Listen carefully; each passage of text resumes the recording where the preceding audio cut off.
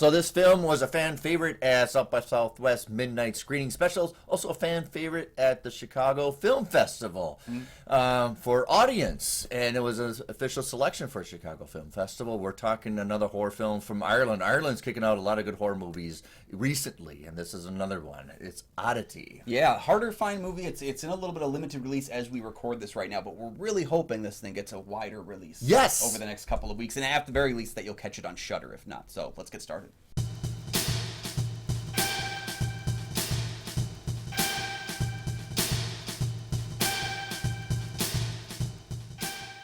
Welcome back to the show, everybody. I'm one of your hosts, Kyle Goethe from GoatFilmReviews.com. Hey, I'm Nick from the St. Paul Filmcast. Thanks for finding us. Thanks for watching. And for our loyal fans, thank you for continuing to support the show. Another way you can do it, join the Patreon. Of course, I'm going to say it. We have some great deals, great content, and, of course, an opportunity for you to pick a movie we review on a future episode. But, of course, a shout-out to you as well. Kyle and I are members of the Minnesota Film Critics Alliance. Check out that webpage for critics reviews as well as ours. And today we're talking about another horror film. Horror films from 2024 are really, really fantastic this year. Yeah. All right. When her twin sister is murdered, the owner of a curiosity shop travels to the scene with a gift that will help her find out the truth about the murder. So, if you like EC Comics, like Tales of the Crypt, if you like Twilight Zone, you like The Outer Limits, if you like that kind of slow burn and the jerk gets it, you're going to love The Oddity.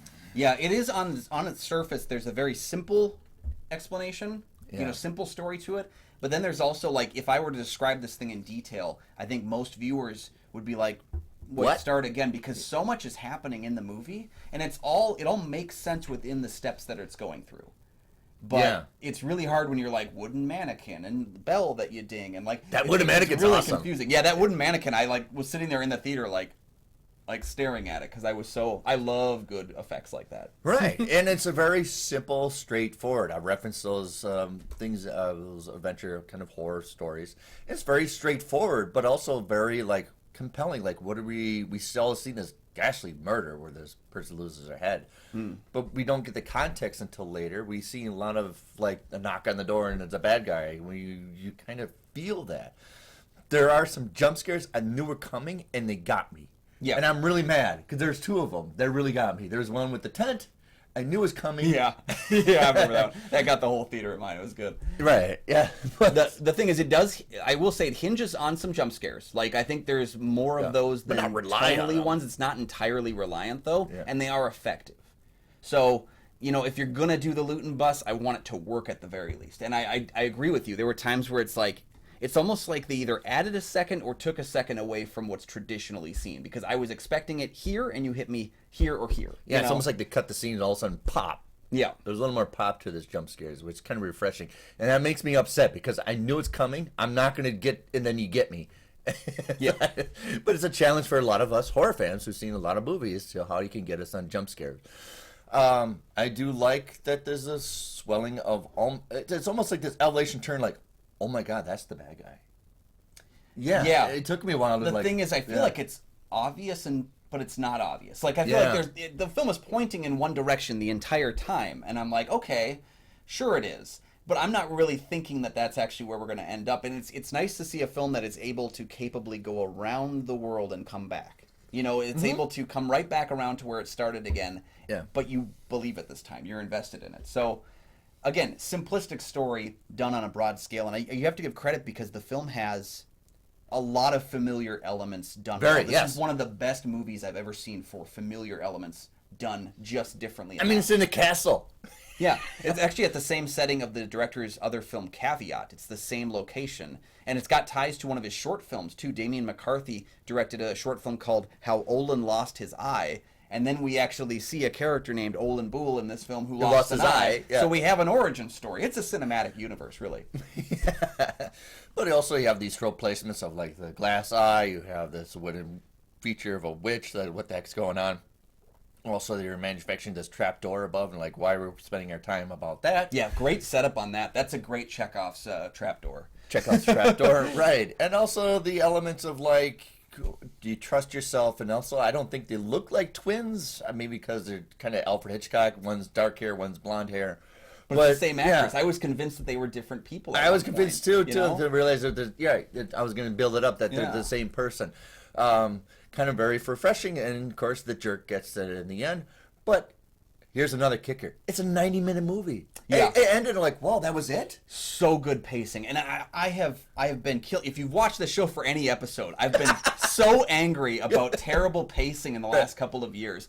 Every movie is 3 hours long, and most of them don't need that. Yeah. This movie gets in, gets out, and it is damn good from beginning to end. And I'm so happy. I was the same way when I got up in that theater, and I was like, thank God it's over. And I mean that in the best possible way. Right. I left my because I went to see Twisters and I missed my timing, so I was an hour late, and so I was like, I thought the same way with this movie, like, did I miss something? Is there something at the end of the credits? I actually stayed to the end of the credits. Oh, I thought there's more to it, because it boom boom boom comes in, doesn't overstay its welcome, and it's out. Yep. And also, I have to look at it, but it's incredibly cheap production. It has to be, because there's really not a lot of There's like 3 sets. effects. Yeah, it's like minimum sets, all character work, and even I gotta mention Carolyn Menton, who plays Yana, the new girlfriend. Yeah. She is one of those people that I think on paper you think she's gonna be that annoying person we want to hate, but she's kind of in the right a lot too. She's very uncomfortable in these situations because the sister is a very uncomfortable person. No, every character is believable, even when they're bad. You believe their motivations, you understand them. Yeah. And you also get everybody's motivations, you get everybody's hurts, and I like at the end, it's kind of refreshing, like, oh, we get that too. Yep. And we get our monster. Yeah, we do. And I think the wooden mannequin figure and the box itself, again, going back to those, like, taking things we've seen before and doing them well, I have to assume that the wooden mannequin is kind of a version of, like, the golem. Yeah. In a lot of ways, like the vengeance, created figure from Jewish culture. I don't know a ton about the golem mythology, but what little I do know, it made me feel like this was that. I know the film, that figure was actually inspired by things like Child's Play. And right, and I think like in Golems you have to put your goal on write a word, but here you're inserting. Yeah, and so it's just that like slight variation, but like it was.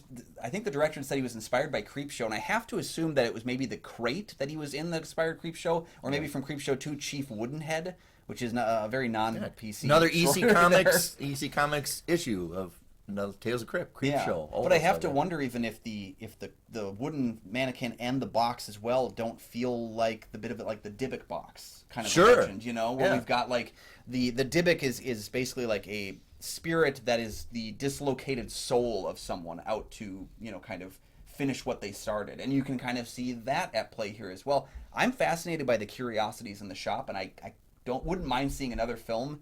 Oh, I didn't think about that. Right, there's so many little intricate things. Yeah, it feels like when in The Conjuring, when they went inside the garage and see all the things, and you're like, well, that better get a movie, and that better get a movie, and yeah, it's a petty, tiny thing, and we're film critics, and we have to be petty, and that's our job.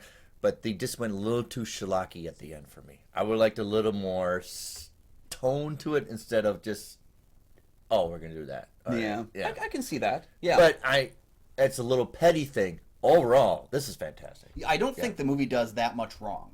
I think it's more about maybe certain other movies might do things better, but I don't think that this movie does anything inherently wrong. And this is a movie I left the theater because I saw it by myself, and I was like, I wish I had my wife with me, and I'm so happy it's going to Shudder because now I can show her this when it hits Shudder.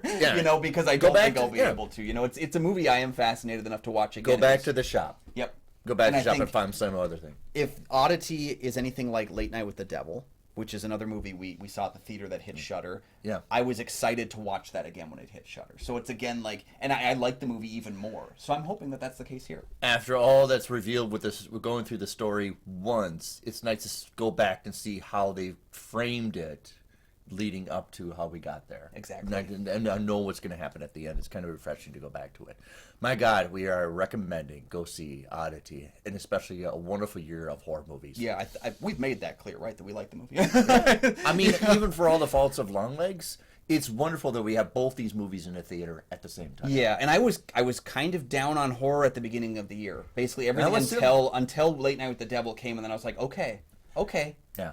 We're safe. Daddy's safe. And then Strangers is like...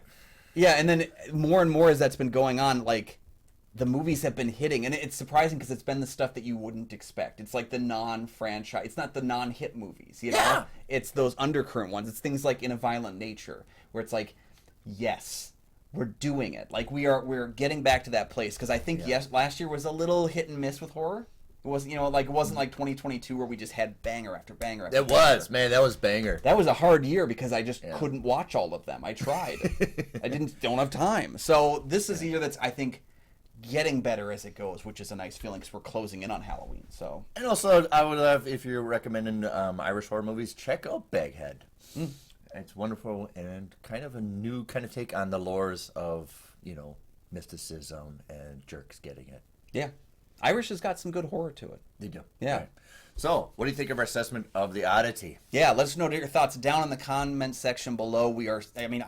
I will say this, it was a pretty packed theater for one of the rare limited screenings that I could actually find. I went to the midnight screening and I was the only single person there. Oh, there was a space between each group, but that was one space between each group, the entire place. So I thought it was pretty successful in that, and I'm excited to hear what you have to say about the film down below because it's getting actually amazing reviews. Yeah. Thank you so much for joining us, and you can find all of my film reviews, including a whole lot of horror starting up soon, at goatfilmreviews.com. It is kind of refreshing for horror fans like us that at the same time in theaters we got Maxine, Long Legs, and the Oddity. That's a great time to be alive. Yes.